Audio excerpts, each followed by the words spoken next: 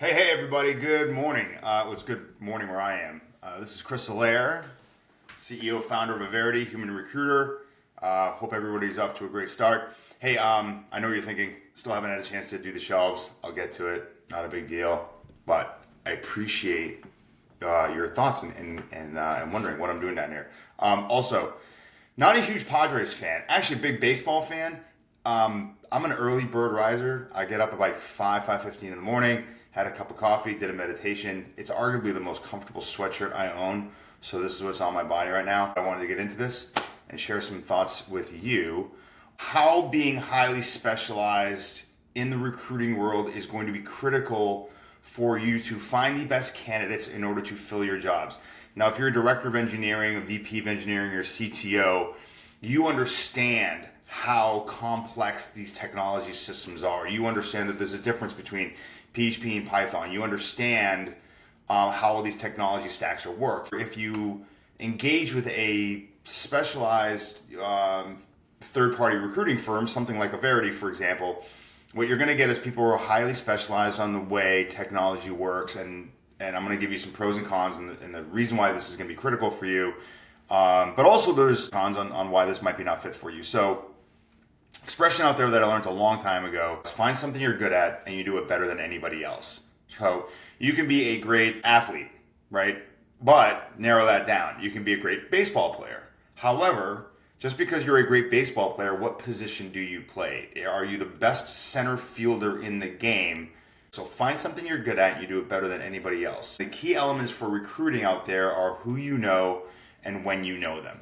So when you're recruiting people, especially in the technology space, it can't just be about keywords. If I just write in the keyword Python into a job search and scour the internet, I don't even want to know what's going to come up. Same thing as JavaScript. These are the two most widely used languages out there in the programming world.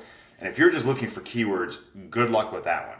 So if you're hiring somebody, are you working with a partner who knows the difference between data engineering, data science, machine learning ops or ML ops? Are you working with someone who understands the different ways that Python can be used and what can it do? Is it on the DevOps side? Is it doing security? Are you building data pipelines with it? Are you building distributed systems with it? Are you building websites with it? Another job plus some low latency. Low latency is not a big keyword that's out there. So when you're working with someone who's highly specialized, you're going to be working with someone who understands the way all these models work and the way things are getting put together. So good and bad on this about being someone who's highly specialized in recruiting. So good. Obviously, you're just going to have a better network, right? You're going to have a deeper, more narrow network. You're talking to the same people pretty much all the time. So you're going to have a better knowledge of the network, better knowledge of the tech stack, better knowledge of why someone's using it, how it's being used. As you're talking to candidates, you're going to be able to ask better questions, how they're doing it, why they got into it, what their thought patterns are behind it. And as a hiring manager, what's really more important is we're going to be able to ask you better questions on what you're building, how you're building it, who's using it, the architecture behind it, the tech stacks, etc. So we're going to have a better idea on really how to frame this from a business perspective and a technology perspective to market your positions to the right people. Because again, we're talking to the same people that are using the same types of technologies. We're going to understand the trends in the industry. We're going to understand why PHP maybe kind of was sliding out while Python was picking up. But is it Python, is it Node, or is it Go? Which one of these horses are going to start to win the horse race? All these are still kind of up for grabs, for matter of fact, because we still talk to people who are still heavy back-end Node, but using TypeScript and React. However, still a lot of people are using Python.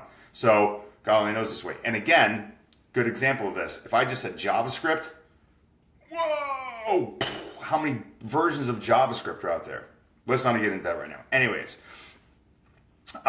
you're going to be able to spend your time smarter, if that's a great way to put it. You don't want to aim at the broad side of a barn. You want to aim small, miss small. If I miss, I'm not going to have missed the target by too much. I'm going to miss a little bit of right, a little bit of left. Not bad. There's huge differences out there between DevOps, security, data science, software engineering, but also when you're specialized in an area of technology, as these technologies continue to evolve and grow, you're going to evolve and grow with them. I have a better delivery pattern, I have a faster delivery pattern, I have a higher quality throughput rate, I just have a better communication with everybody, have better relationships with everybody. But that's the way I do business. So if that's not the way you want to do business, that's great. People are going to talk to you and they're just going to be speaking Greek, or you're going to look at it like something out of the Matrix and just mind's going to be blown on what these people are looking for because you have no idea what it is. However, you are going to get a lot more opportunities to work on to give you the ability to use all these AI tools to scour the internet and just send a lot of emails out. So you're going to get probably more opportunities. Bad news on being specialized, again, you can't use the spray and pray techniques. You can't use a lot of these AI tools. You can't use a lot of the fun generated emails and stuff like that. You can, but they're not as effective as you want them to be. So it is what it is. You're going to get more opportunities to work on if you're not specialized. That's for sure. I'm looking at the jobs that are posted and they crack me up because I see on their board physical therapists, carpenters, sales, junior account managers, and machinists. See, I can't work on any of those roles, nor do I want to. However, if you are not specialized, guess what? You get an opportunity to work on those roles. So I guess that is what it is. And when you're engaged with someone who's specialized in what you're recruiting for, what you're really looking at is who do you know and when do you know them? Again, critical things in the recruiting world that a lot of people don't talk about. Who do you know when you know them?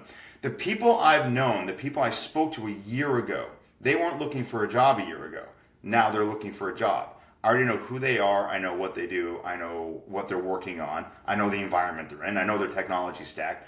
So when you're hiring a senior level X, my pipeline of people who do X is relatively deep. All I have to do is go through my list, database, Rolodex, if you will, Rolodex. I just said that.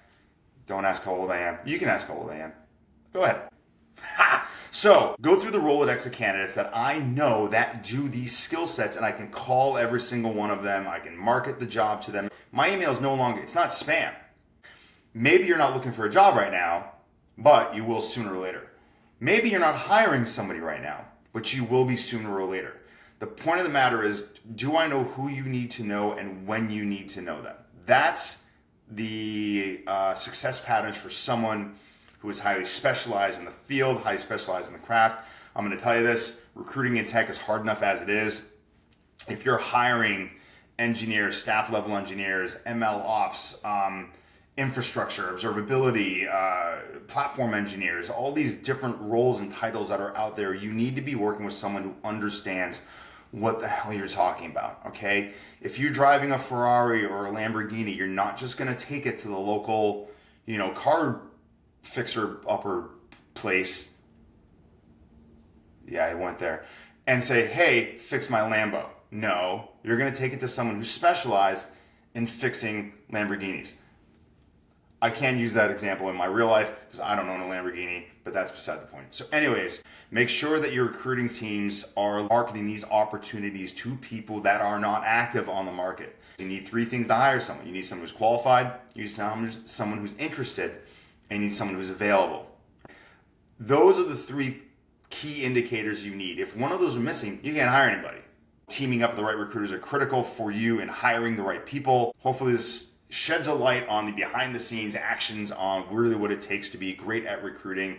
I don't care what year it is, from 1998 to 2025 and moving forward. I will see you soon. Maybe I'll have shelves next time. God only knows. See you later.